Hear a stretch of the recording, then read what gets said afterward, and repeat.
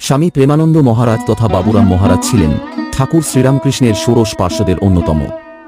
হুগলি জেলার আঁতপুর গ্রামেই রয়েছে তাঁর পৈতৃক বাড়ি। বরাহনগর মঠ প্রতিষ্ঠার পর মহারাজের মায়ের আমন্ত্রণে ডিসেম্বর মাসে এই বাড়িতে এসেই 7 দিন ছিলেন স্বামীজি সহ ঠাকুর ও মায়ের 9 ত্যাগী সন্তান। দোতলার এই ঘরটিতেই থাকতেন স্বামীজি ও অন্যান্য মহারাজরা। ঘরের রন্ধ্রে রন্ধ্রে তাঁদের পবিত্র স্পর্শ আজও ভক্তদের প্রাণস্পন্দন জাগিয়ে তোলে।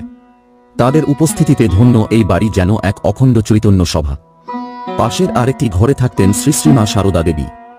1888 সাল এবং 1894 সালে আঁতপুরে এসে শ্রী শ্রী মা এই ঘরেই অবস্থান করেছিলেন। জীবন্ত দুর্গার স্মৃতিচিহ্ন ও পদস্পর্শে ধন্য এই ঘরের অন্দরমহল।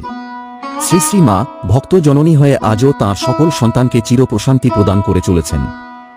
এই বাড়ি ও মঠ সম্পর্কে বিস্তারিত জানতে স্ক্রিনে চ্যানেলের নামের নিচে থাকা লেখাটিতে ক্লিক করুন।